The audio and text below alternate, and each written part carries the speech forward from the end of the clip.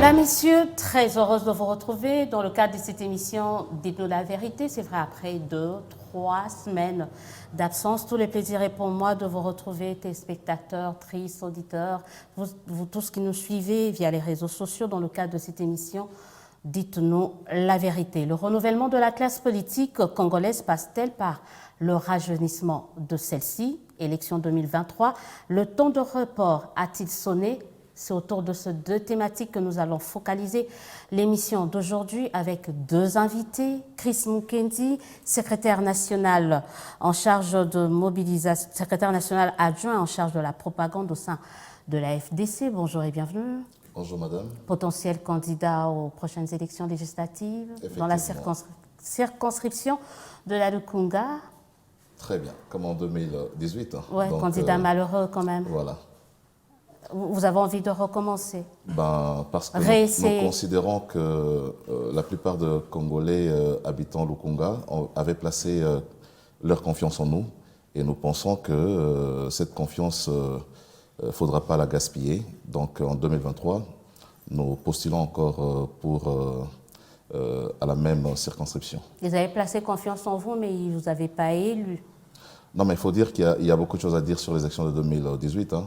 Ce n'est pas le sujet du jour, donc on ne va pas y revenir. Mais en tout cas, on parlera des élections et faire en sorte qu'on puisse, peut-être à travers des élections de 2023, essayer de corriger les erreurs de 2018. Effectivement. En face de vous, Rodrigue Ramazani, porte-parole de Envol, parti de Délicie Sanga. Bonjour et bienvenue.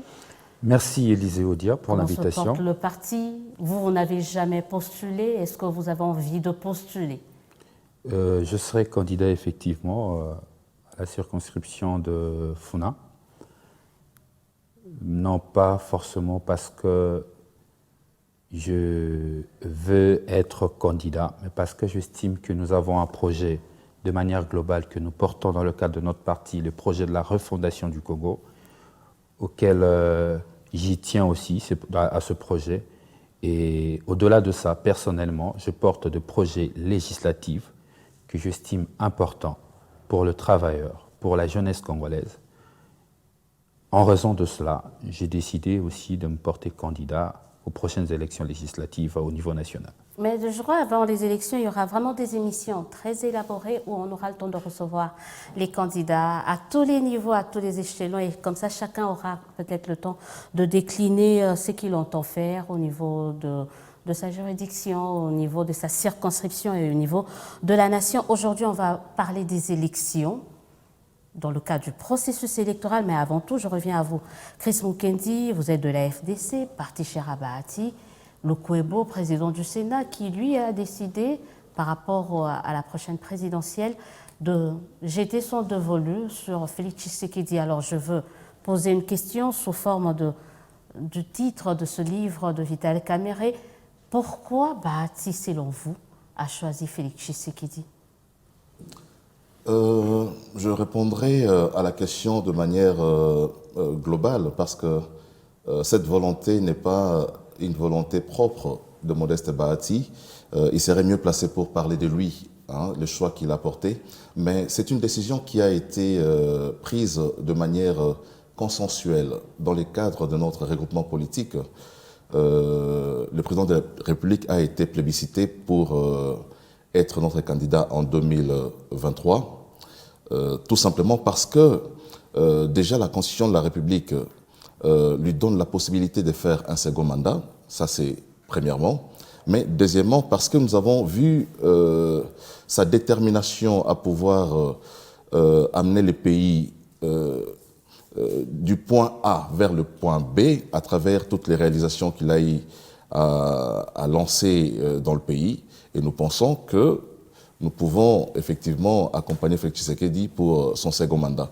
Mais je crois qu'il y a d'autres valeurs intrinsèques que le président de la République incarne qui ont fait que, de manière singulière, le président du Sénat puisse aussi individuellement porter son choix sur la personne de Félix Tshisekedi. Rodrigue Ramazani, vous êtes en vol. Le parti vient de déclarer la candidature, pas le parti, mais en tout cas votre président vient de se déclarer candidat président de la République. il veut faire l'exploit, comme disent certains, de Fayulu, ou il surfe sur cette vague Fayulu? On parle de votre président, donc Dédi Sesanga. Bon, la question de la candidature de l'honorable Sesanga, c'est d'abord une question de conviction personnelle, parce que vous le savez, être candidat, il s'agit d'un droit subjectif qui lui revient. Je me souviens encore que plusieurs fois, j'ai été arrêté par des Congolais dans la rue qui me posaient la question de savoir si Dédi Sesanga sera candidat ou pas. La presse aussi n'a pas arrêté de me poser cette question.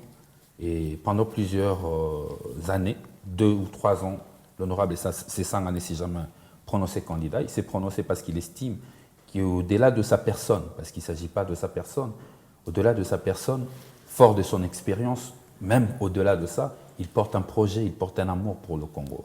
Il porte un projet pour ce pays. Ce projet est dénommé la refondation du Congo. C'est parce qu'il estime que de son expérience, de ses connaissances, qu'il peut apporter un nouveau souffle à ce Congo qui doit être refondé, au-delà du fait que ce Congo a été fondé depuis 1885, et aujourd'hui, au regard des différentes valeurs que l'on a perdues, et que la gouvernance de Félix Tshisekedi aujourd'hui est devenue un gaspillage pour l'alternance que le peuple congolais avait portée comme espoir. Aujourd'hui, il faut faire renaître l'espoir au sein de Congolais. Nous apportons, l'honorable Sesanga évidemment comme candidat président de la République, apporte une idée, apporte un projet. Ce projet, c'est la refondation de l'État. C'est au nom de ça qui s'est déclaré candidat président de la République. Alors, très rapidement, je veux vous poser une question, en tout cas relative à Dédi Sesanga. Comment vous avez jugé sa candidature? Et à vous, je vous poserai peut-être la question également à Rodrigue Ramazani, de savoir comment vous estimez cet appui, ce soutien de la FDC à la candidature de Félix Tshisekedi. Alors, je commence par Chris Mukendi. Vous, déjà, comment vous réagissez par rapport à la déclaration de candidature de Dédi Sesanga, qui vient s'ajouter aux différentes candidatures de l'opposition déjà existantes? Je crois que c'est son droit le plus légitime. Hein. Je crois que les raisons ont été données par Rodrigue Ramazani qui... Quand il parle de gaspillage, vous êtes d'accord? Non, pas du tout. Gaspillage de l'alternance, par exemple. Non, j'ai dit, il ne s'agit pas du gaspillage de l'alternance. L'alternance a été, non pas seulement une alternance, mais a apporté aussi de l'alternative dans les pays. Moi, je le pense. À travers les actions que le chef de l'État a eu à mener, les Congolais ont effectivement constaté que cette alternance a apporté aussi une certaine alternative, même si ce n'est pas à la proportion voulue par tous. Mais la vérité, c'est que cette alternance nous a apporté une alternative. Mais être candidat, c'est le droit le plus légitime reconnu à tout citoyen congolais. Je ne pense pas que Sesanga voudrait être candidat parce qu'il considère que l'alternance a été un gaspillage. Sinon, je me dis, il n'a pas compris l'essence même de sa candidature. Moi, je suis d'accord pour qu'il postule en tant que Congolais parce que, j'ai dit tout à l'heure, c'est son droit le plus légitime, mais je ne voudrais pas qu'il fonde son action sur la force ou la faiblesse de celui qui est au pouvoir aujourd'hui. Donc, si Sesanga a des ambitions à la hauteur de la présidentielle, c'est, je pense, parce qu'il a un projet, parce que lorsqu'on crée un parti politique, on ne crée pas un parti politique pour être dans les suivismes, on crée un parti politique pour l'appliquer. Le projet d'un parti politique s'applique lorsque vous accédez au pouvoir. C'est comme ça que je dis, c'est son droit le plus légitime, mais il ne faudra pas que sa candidature s'appuie sur la gouvernance de l'un ou de l'autre. Il est candidat parce que certains Congolais croient en lui. Il est candidat parce que, fort de son expérience, comme a dit Rodrigue Ramazani, il pense pouvoir apporter quelque chose aux Congolais. Donc, on ne peut pas le lui empêcher dans la mesure où la Constitution de la République déjà lui donne cette possibilité.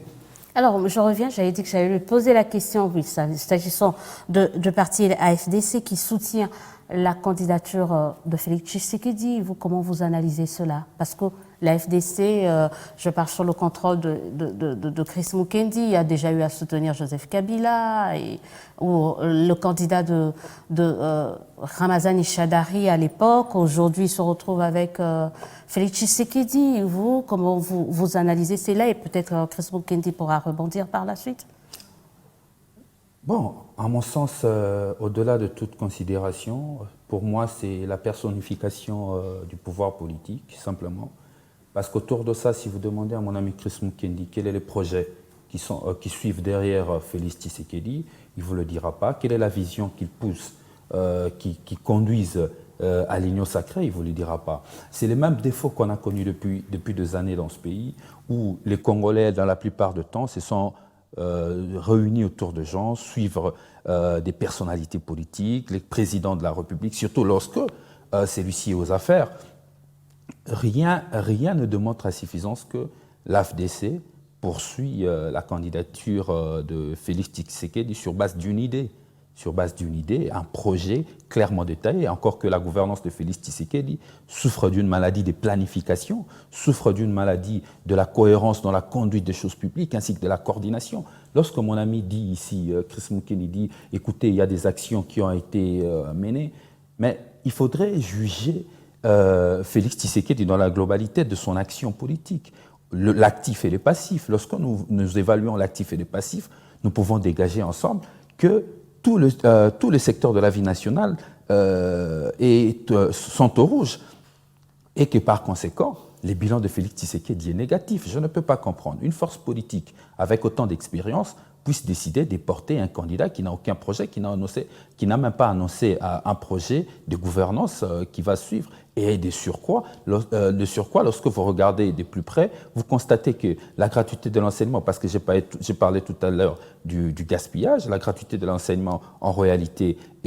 on a fait fausse route, on a sacrifié l'instruction de nos enfants, la sécurité à l'est du pays, la situation est catastrophique, la situation économique est intenable, la vie sociale du Congolais, on ne sait même pas en parler parce que l'évaluation, le pouvoir, le Congolais ont continué à perdre davantage le pouvoir d'achat, la dette publique ne cesse de prendre de l'ascension. Je ne sais pas sur quelle base logique, sur quelle base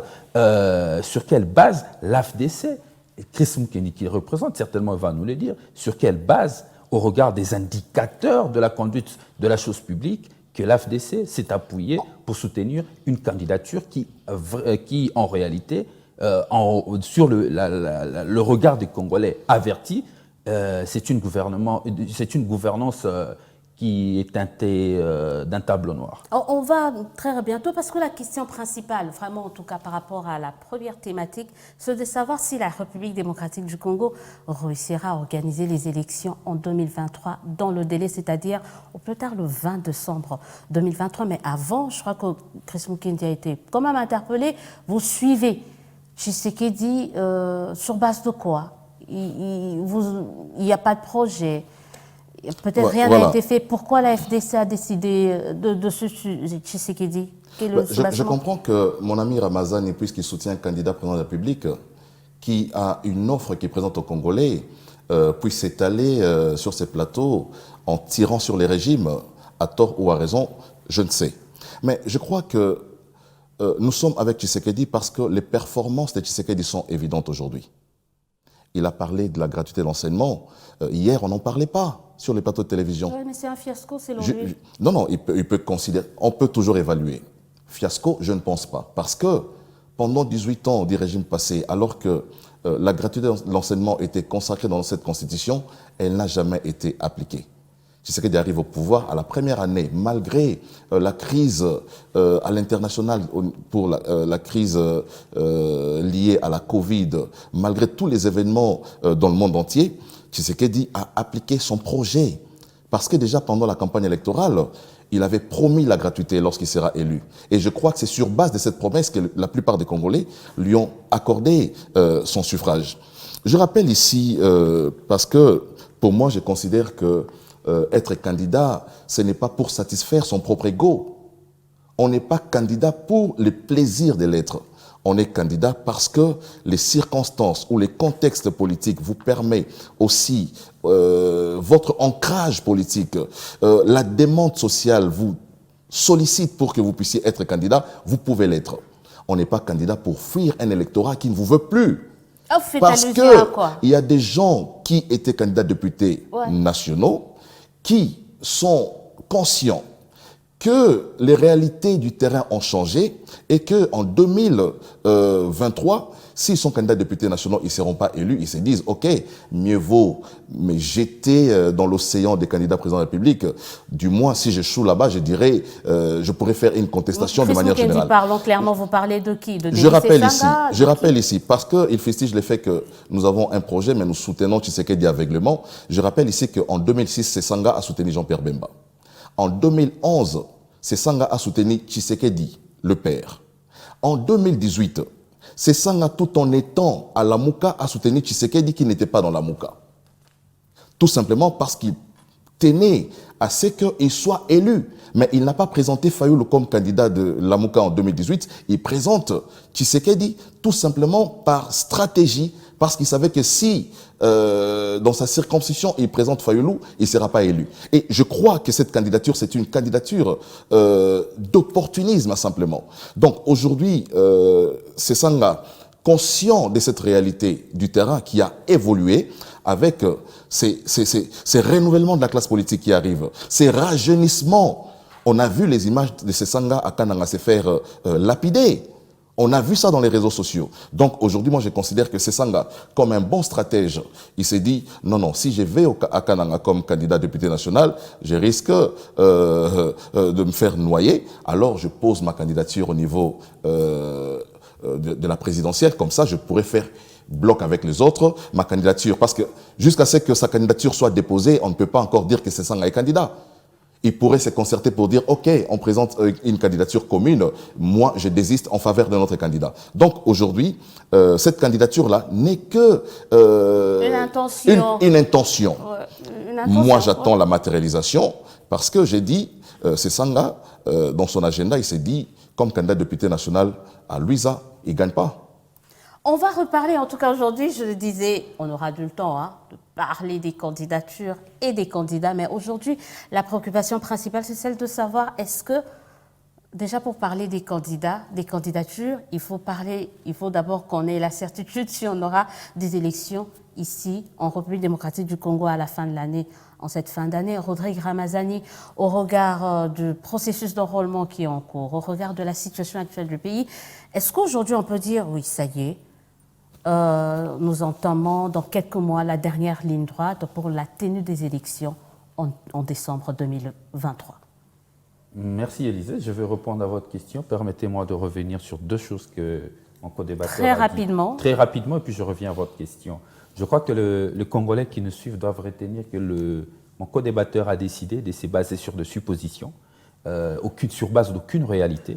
Par contre, moi, j'apporte une analyse avec de réalités existantes que les Congolais peuvent palper. Lui, il est dans des suppositions. Mais vous le savez comme moi, Élisée, avec si, on peut reconstruire le monde.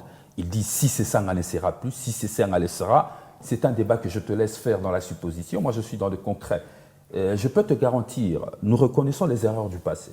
Les Congolais, dans le passé, se sont généralement réunis et soutenus des choses, les événements ou bien les individus. Oui, à un moment donné, on a soutenu Etienne Tshisekedi. Oui, à un moment donné, on a soutenu X personnes. Oui, à un moment, on a soutenu tel individu. Nous apportons un nouveau projet. Pour nous, c'est la rupture. On a apporté un projet de la rupture avec le passé. On coupe court au passé. Nous tordons le cou au passé. Nous apportons un projet. Nous disons désormais, les Congolais doivent discuter. Les Congolais doivent soutenir un projet de politique publique. Et nous vous apportons la refondation de l'État qui a 5 axes. Libre à vous de rester dans le passé. Nous, on a décidé de regarder l'avenir. On a fait la rupture. On ne parlera plus du passé. Plus de soutien aux individus soutenant le projet. On revient sur ma question, s'il vous plaît. Un vrai débat à notre sens aujourd'hui. On aura le temps de reparler de tout ça, mais on revient sur ma question. Est-ce qu'au regard de ce qui se passe actuellement, du processus d'enrôlement, de la manière dont ça s'effectue ou ça se déroule sur le terrain, est-ce qu'on peut dire, ça y est, on aura des élections et des bonnes élections en 2023, en décembre 2023? Rodrigue Ramazani. Je crois qu'il y a deux indicateurs majeurs qui doivent nous amener vers la réponse à votre question. Tout premier indicateur, c'est les délais constitutionnels. La Constitution de la République démocratique du Congo fixe un délai. 90 jours avant la fin du mandat du président élu, le corps électoral doit être convoqué. Premier indicateur. Deuxième indicateur, c'est le calendrier de la CENI publié l'année passée.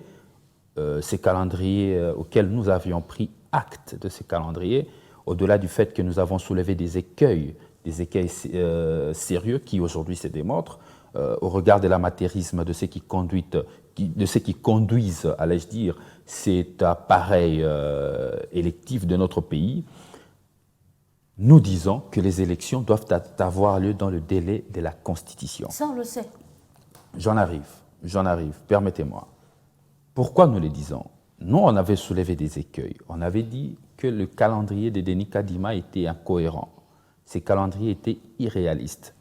Les entre guillemets experts de la CENI, M. Denis Kadima, est sorti pour nous répondre en nous disant que les calendriers étaient cohérents et réalistes. Maintenant, est-ce qu'on aura de bonnes élections? Élections, nous devrions avoir des élections. Ce n'est même pas une question auquel nous devons nous poser parce qu'il faut respecter les constituants. Mais il y avait des préalables aussi, quand vous suivez le calendrier de Denis Kadima.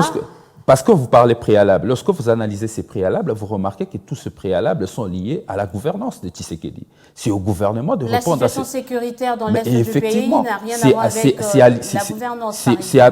Même la situation sécuritaire, c'est au président de la République, le gouvernement de la République, de mettre en place des politiques publiques cohérentes, adéquates, en vue de résoudre ce problème à l'Est. Ils ne peuvent pas se cramponner derrière un problème créé par eux-mêmes. Tshisekedi crée un problème à l'Est à cause de ses mauvaises décisions. On ne peut pas se cacher derrière pour dire qu'il n'y aura pas élection. Donc, c'est le gouvernement qui doit résoudre ce problème. Le problème de financement, une fois de plus, c'est le gouvernement qui doit financer la CENI pour que la CENI fonctionne en plein régime. Donc, peu importe l'état dans lequel se trouve le pays, il faut qu'on ait des élections. C'est ça la position d'envol. Peu importe. Mais c'est ce que je suis en train de vous relater. Les problèmes que nous connaissons au pays sont des problèmes de gouvernance. Tant que Tshisekedi, qui est le problème de ce pays aujourd'hui, qui nous a amenés dans une situation chaotique aujourd'hui, va demeurer à la gouvernance de ce pays, à la tête de ce pays, la situation à l'est du pays ne trouvera jamais de solution. Il nous a amenés yeux bandés, mains liées à l'EAC. Pourtant, l'envol avait soulevé sa voix pour dire que c'était une mauvaise décision. Aujourd'hui, nous constatons tous que c'était une mauvaise décision parce que notre intégrité du territoire est menacée, l'indépendance nationale menacée, la sécurité à l'Est, la situation est intenable. Non, M. Tshisekedi ne peut pas se cacher derrière. Les élections doivent avoir lieu et le gouvernement est tenu de mettre tout le moyen en œuvre pour que les élections se tiennent dans le délai et que la situation sécuritaire à l'Est soit stabilisée. Monsieur Rodrigue Ramazani, je crois que je donnerai le même temps à Chris Mukendi pour essayer de vous répondre. Vous me dites, peu importe la situation dans laquelle se trouve le pays, peu importe le fait qu'une partie de notre pays soit occupée, il faut qu'on ait des élections. Mais nous sommes dans quel contexte? Il faut rester dans le contexte. Nous sommes dans un contexte où Félix Tshisekedi a créé un problème artificiel, un problème qui n'existait pas. Il a tout monté pour qu'on y arrive là. Donc la guerre, c'est un montage. La guerre dans l'Est, c'est un montage. Je dis ceci, nous sommes arrivés à cette situation de guerre comment? En 2019, Félix Tshisekedi prend ce pays, il trouve une situation d'insécurité qui nécessitait le maintien de l'ordre public. Aujourd'hui, nous sommes dans une situation de guerre créée par lui à cause de ces mauvaises décisions, de mauvaises directions qu'il a eu à donner aux choses. Aujourd'hui, l'EAC qui arrive, nos populations avec qui nous sommes solidaires à l'est du pays, qui contestent la présence de l'EAC, c'est parce que Félix Tshisekedi n'a voulu écouter personne, il est resté dans sa logique. Donc, globalement, moi, je veux vraiment qu'on essaye de trouver une réponse assez claire et nette. C'est-à-dire, peu importe la situation dans la partie est du pays, Envol tient mordicus aux élections. Même si une partie du pays est occupée, il faut qu'il y ait des élections. C'est ça, c'est parce que la situation dans laquelle nous sommes aujourd'hui, Élisée Odia, chers Congolais, est une situation de gouvernance. C'est un problème de mauvaise gouvernance de la situation, de questions sécuritaires au pays. Et qui doit être résolu par des élections, qui doit être résolu, même si une partie est amputée, une partie du pays est amputée. Qui doit être résolu par une vision globale de la situation sécuritaire avec une orientation cohérente de notre système de défense et de sécurité. Tant que ceux qui sont au pouvoir, qui n'ont aucune vision sur la gestion de la situation sécuritaire du pays, ces problèmes vont continuer à s'aggraver à l'est de notre République. Chris Mukendi, vous êtes de ceux, en tout cas l'Union sacrée levait la voix pour dire pas de glissement, pas de dialogue. Il faut qu'il y ait des élections, l'opposition est distraite, l'opposition a peur des élections. Aujourd'hui, avec le processus d'enrôlement qui est en cours, avec la situation dans la partie est du pays, Est-ce que l'Union sacrée, la FDC, vous vous en tenez à l'organisation des élections dans le délai constitutionnel? Dans les délais, comme vous l'avez dit. Madame Élisée, je suis d'accord que nous ne puissions pas émettre un point de vue avec Ramazani en ce qui concerne la gouvernance politique, la gouvernance économique et la gouvernance sociale. Mais en ce qui concerne notre intégrité, en ce qui concerne des questions de sécurité, je ne partage pas les points de vue de mon frère qui considère que c'est Tshisekedi qui crée l'insécurité, que c'est Tshisekedi les problèmes, alors que avec le tout récent séjour du pape ici au Congo, il a montré à l'opinion internationale et à l'opinion nationale que le problème du Congo, ce n'est pas que le Congo. Nous avons un problème d'insécurité créé par le voisin, mais aussi en complicité avec la communauté internationale. Exacerbé par certaines décisions de Tshisekedi aussi, ça n'aide pas, ça, comme le dit Ramazani. Je le lui concède. Là, ce sont des questions de gouvernance, ce sont des choix à opérer. Parce qu'on ne peut pas interdire à un chef d'État qui prend des décisions en conformité avec la Constitution de ne pas le faire. Y a-t-il une disposition constitutionnelle qui interdit au chef de l'État de pouvoir ratifier un accord? Il n'y en a pas. Voilà, il nous reviendra à nous de pouvoir maintenant évaluer les accords que le chef de l'État a eu à ratifier sur le bien que cela a apporté au peuple congolais. Donc on le laisse commettre les erreurs et ensuite on vient corriger. Je ne l'ai pas dit. Je ne l'ai pas dit parce que l'efficacité ou l'inefficacité d'une action posée, ces mesures,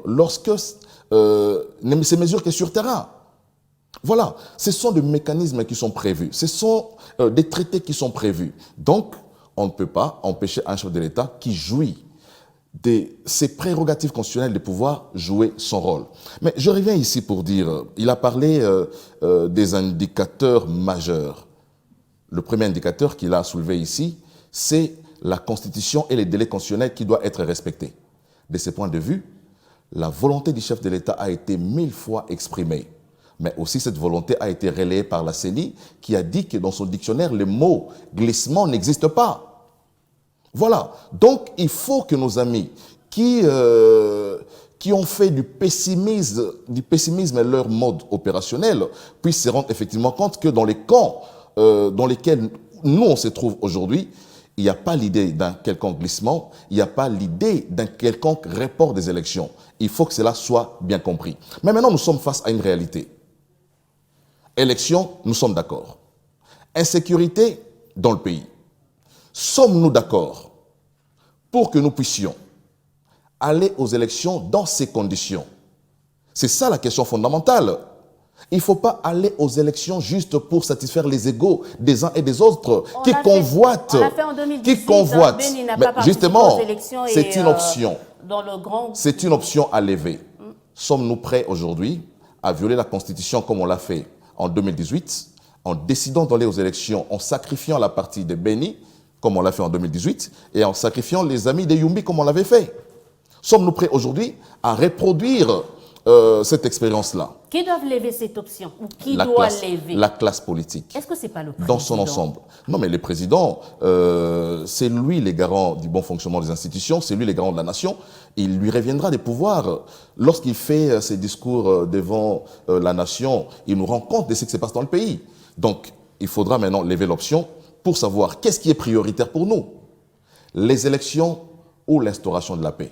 Voilà. Comment moi, je ne suis pas... cette classe politique doit lever cette option?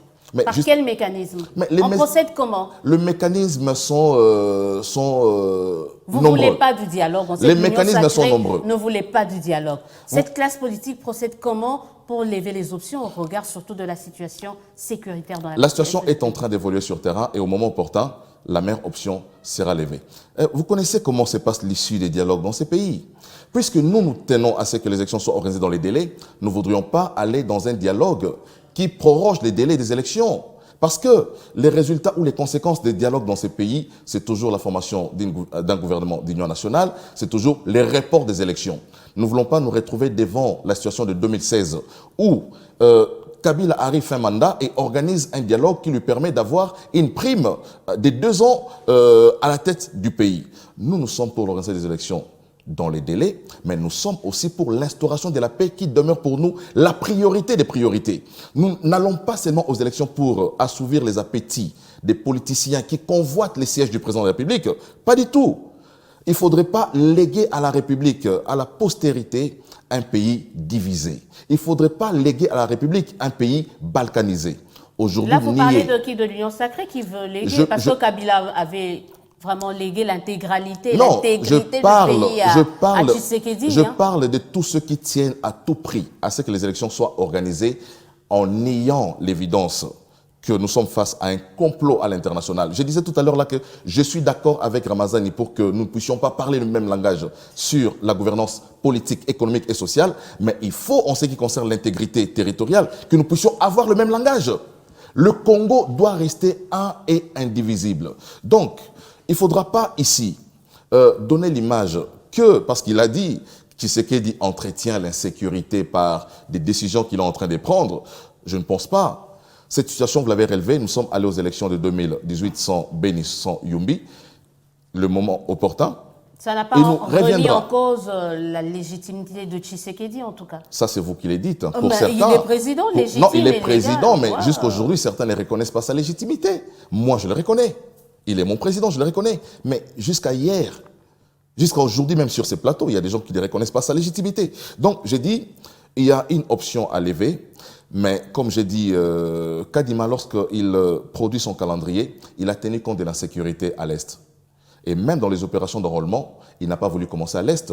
Il a laissé au gouvernement le temps de pouvoir pacifier l'Est avant que les agents de la CENI ne puissent y aller pour procéder à l'enrôlement des électeurs. Donc l'enrôlement des électeurs, et surtout il faut rappeler à ceux qui nous suivent, en tout cas la partie Est du pays est concernée, je crois que c'est l'ère opérationnelle 3, concernée par le processus d'enrôlement. Donc d'ici là, les FRDC peuvent récupérer tous les territoires actuellement occupés par le M23, donc il y a plus de peur que de mal, Ramazani. C'est le vœu de tout Congolais, c'est le vœu de tout patriote que je suis, c'est le vœu de l'envol, c'est le vœu du président Sessanga, que nos FRDC puissent récupérer l'intégrité de notre territoire. Mais cependant, il faut quand même rappeler certaines choses parce qu'il ne faudrait pas tomber dans l'oubli aussi facilement. Que Félix Tshisekedi, j'insiste, arrivé ici au pays, il a trouvé un cadre multilatéral. Ces cadres multilatéraux, c'est l'accord cadre d'Addis Abeba. L'accord cadre d'Addis Abeba donnait des options en termes de sécurité. D'abord, la situation sécuritaire à l'Est, mais aussi à la sous-région. Ce qui faisait en sorte que les États de la sous-région s'impliquaient pour qu'il y ait paix en République démocratique du Congo. Mais aujourd'hui, lorsque vous analysez la manière dont Félix Tshisekedi a conduit la question sécuritaire et diplomatique avec nos voisins, en allant en bilatéral avec le Rwanda et l'Ouganda, ces accords bilatéraux conclus ont fait en sorte que l'accord cadre d'Addis Abeba soit aujourd'hui paralysé et neutralisé. Conséquence est que dans les différentes rencontres Bujumbura, l'actuel Bujumbura, Luanda, Nairobi, vous allez remarquer qu'on ne parle que de la situation sécuritaire à l'est du Congo et on n'évoque pas la question sécuritaire au niveau de la sous-région. Conséquence aussi, conséquence est que même à Bujumbura, lorsqu'ils sont allés discuter, voilà, lorsque vous analysez très bien, vous allez remarquer que nous avons, Félix Tshisekedi a importé la guerre des autres chez nous. Aujourd'hui, l'Ouganda est sur notre sol en train de poursuivre les IDF. Les Sud-Soudanais sont ici en train de suivre les Mboro. En réalité, tous ces États sont tranquilles parce que leur guerre ne se passe plus sur leur sol. Leur guerre est importée en République démocratique du Congo. Et tout ça, c'est à cause d'un homme.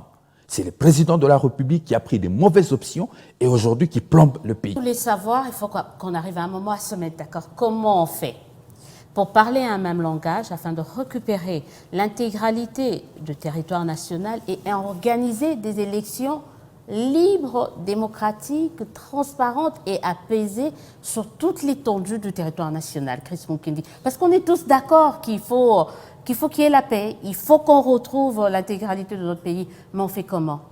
Madame, vous constatez que sur votre plateau, nous représentons l'échantillon de cette classe politique. Mon ami d'en face et de l'opposition, moi je suis du pouvoir. Nous représentons cet échantillon. Déjà autour de cette question, vous vous rendez bien compte que nous sommes divisés. J'ai dit tout à l'heure là que je comprends que nous puissions être divisés sur des questions de gouvernance sociale, politique et économique, mais je ne peux pas comprendre que pour des questions d'intérêt commun, surtout des questions qui concernent l'intégrité de notre territoire, nous puissions être divisés. Pourquoi? Ma question, mais justement, on fait? je suis en train d'en arriver. Ça veut dire que nos amis de l'opposition aujourd'hui, quoique toute la communauté internationale reconnaît l'implication du Rwanda, ici au Congo, il y a des opposants, des Congolais, qui ne veulent pas reconnaître l'implication du Rwanda. Voilà où nous sommes divisés. Mais justement, je suis en train... Non, mais justement, je suis en train d'arriver à la réponse, hein, à ma conclusion. Donc ça veut dire que la classe politique dans son ensemble ne pourra jamais parler le même langage autour de cette question. Parce que les opposants vont responsabiliser les régimes de Tshisekedi, et Tshisekedi et son pouvoir, mais aussi avec d'autres. Comme Tshisekedi a le faire du temps de Kabila. Comment mettre fin à ce cycle? J'ai dit, c'est l'ADN de l'opposition. Hein. Je me dis aussi que tous ceux qui font l'opposition aujourd'hui sont les résultats de l'opposition que l'UDPS a amené dans le pays. Voilà, ce qu'il faut faire maintenant, c'est quoi? C'est que notre régime devra s'assumer. On doit s'assumer, on doit assumer les destins de ces pays. En ce qui concerne des questions pour la sécurisation des Congolais. Je crois, puisque toutes les voies diplomatiques ont montré aussi leurs limites, il revient au chef de l'État de pouvoir évaluer tous les accords qui ont été conclus avec, dans tous les forums, à Luanda, à Bujumbura, partout où nous avons été, à Nairobi, et en sortir un plan de sortie des crises qui nous permettra effectivement de pouvoir prendre notre destin en main. Il faut donner le moyen conséquent à notre armée. Comme j'ai dit, on devra s'assumer. On doit arrêter maintenant, puisque nous sommes aujourd'hui conscients de la complicité des pays voisins. Nous sommes aujourd'hui conscients de la complicité de la communauté internationale. À un moment donné, il faudra que nous puissions nous arrêter. Puisque l'opposition ne veut pas parler le même langage avec le pouvoir devra s'assumer. Mais justement, j'ai dit le pouvoir devra s'assumer parce que le chef de l'État a prêté serment. Il a prêté serment pour préserver l'intégrité territoriale. Il devra s'assumer et nous qui sommes avec lui, nous l'accompagnons pour que, effectivement, il puisse honorer son serment, respecter les serments qu'il a à faire aux nombreux Congolais qui placent encore jusque-là leur confiance en lui. Est-ce qu'on n'est pas parlé le même langage avec l'opposition? Risque-t-il pas de fragiliser ce plan de sortie de crise que vous dites là, que le pouvoir doit proposer? Je me dis, l'opportunité a toujours été donnée aux uns et aux autres de pouvoir rejoindre le camp de la raison, le camp de la République, pour trouver des solutions à chaque fois que de besoin. Donc, au moment opportun, je crois que le chef de l'État pourra aussi tendre la main à ceux qui voudraient bien, comme il a fait pour les cas de l'Union sacrée. Ceux qui sont venus pour l'accompagner sont venus de manière libre. Et ceux qui ne voudront pas venir, comme j'ai dit, on devra, en ce moment-là, nous assumer parce que le mandat est le sien, le mandat est le nôtre. On devra donner des réponses aux questions des Congolais. Rodrigue Ramazani, pourquoi on n'arrive pas, pourquoi on a du mal à parler d'un seul langage, un même langage s'agissant de la situation sécuritaire dans la partie est du pays? C'est l'un des grands préalables pour justement avoir ces élections apaisées sur toute l'étendue du pays. Pourquoi on a du mal? Pourquoi vous refusez de rallier l'aile de la raison, comme le dit ici Chris Mukendi? Nous avons du mal parce que le pays souffre d'un problème de leadership rassembleur. C'est ça le vrai problème. Et j'ai bien aimé ce que Chris a dit, qu'ils ont une conscience maintenant.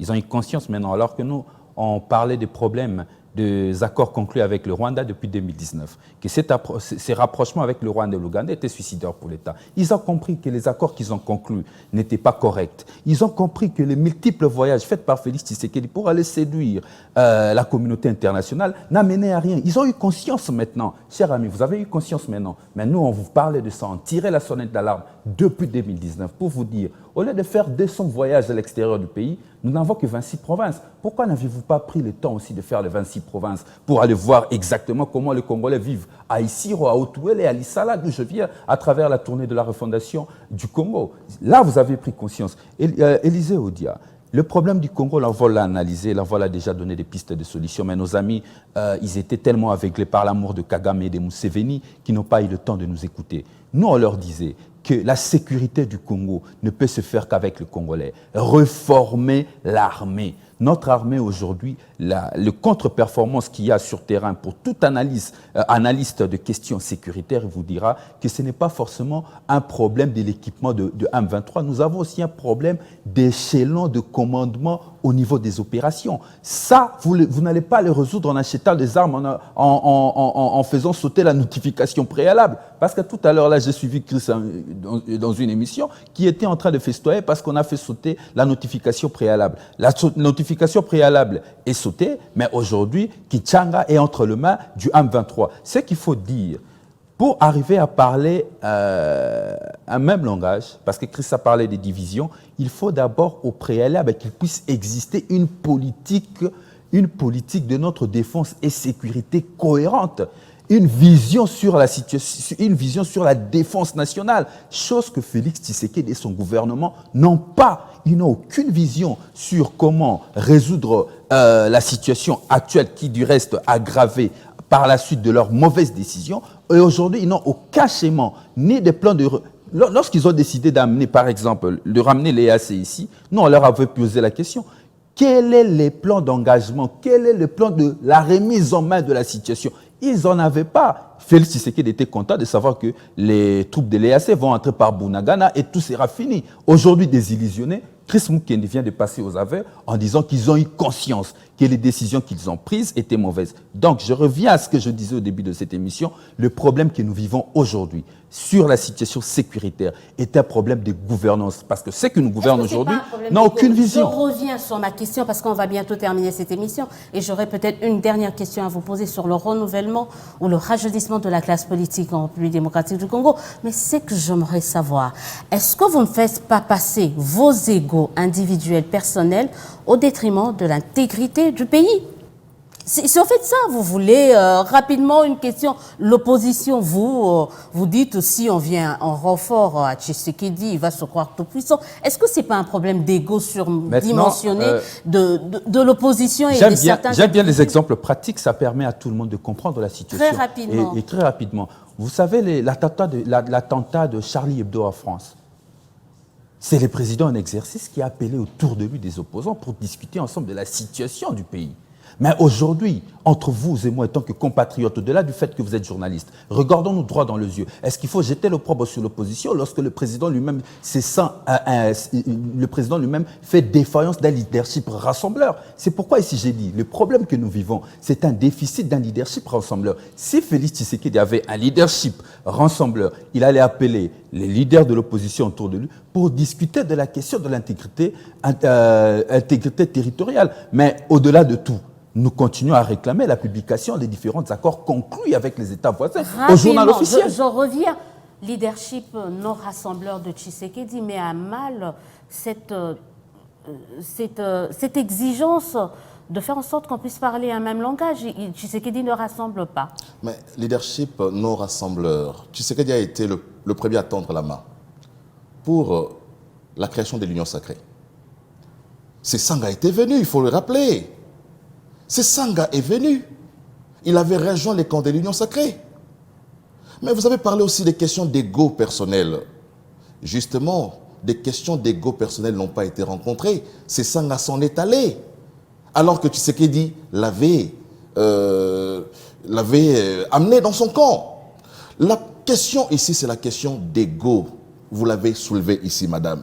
Mais je voudrais aussi noter des incohérences de cette opposition. Lorsque mon ami Ramazani dit que Tshisekedi a fait dès son voyage à l'extérieur, à la place de faire les 26 provinces. Mais l'incohérence, c'est quoi?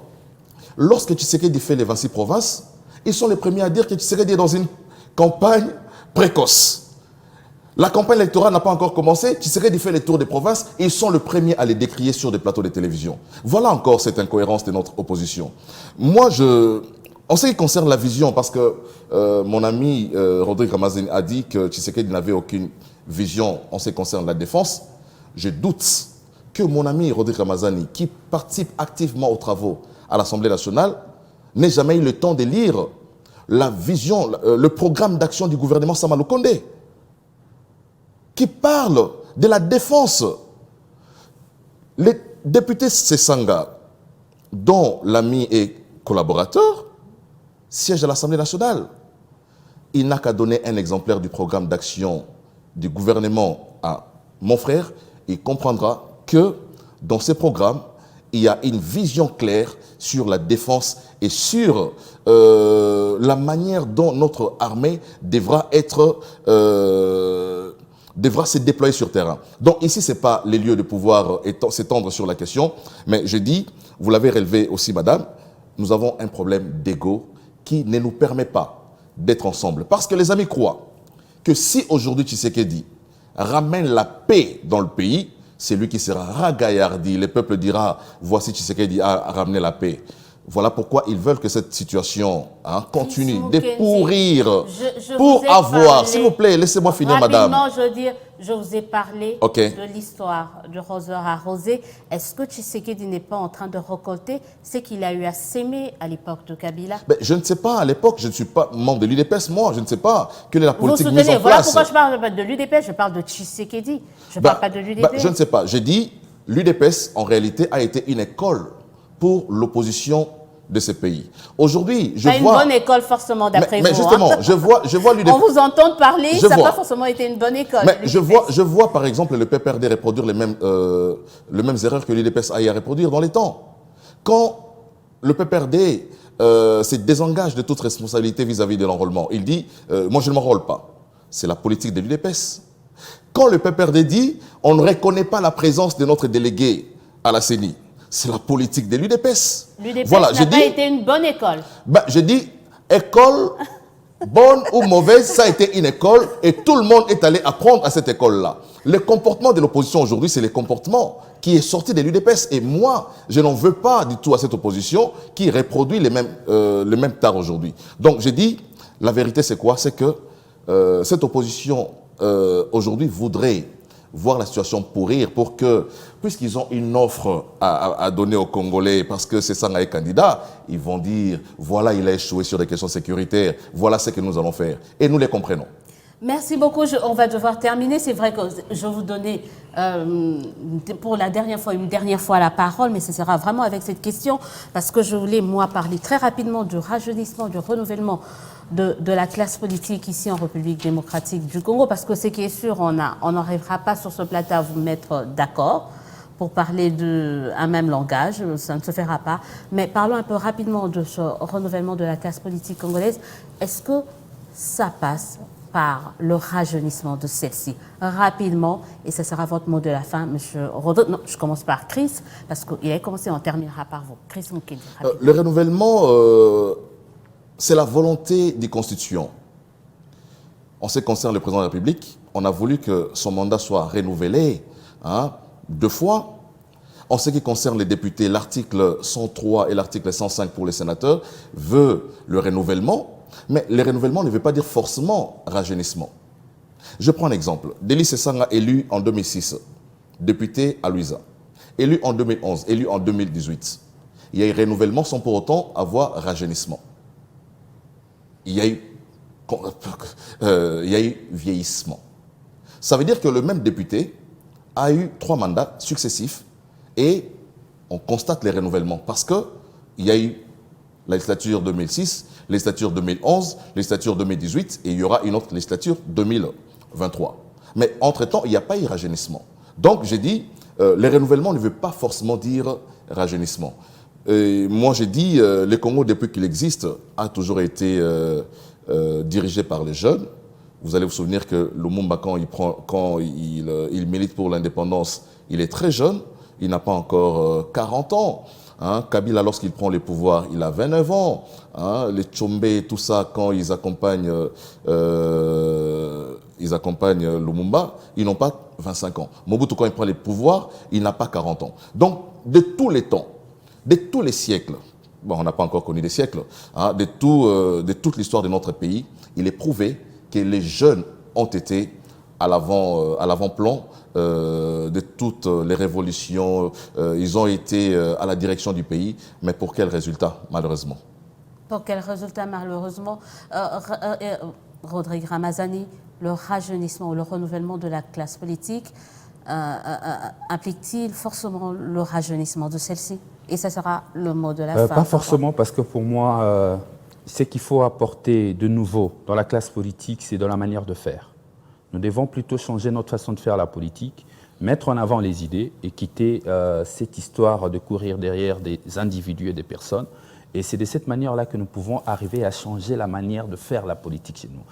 Le changement de la classe politique, le rajeunissement de la classe politique peut bien se faire entre les jeunes et les vieux. Ensemble, ça ne posera aucun problème.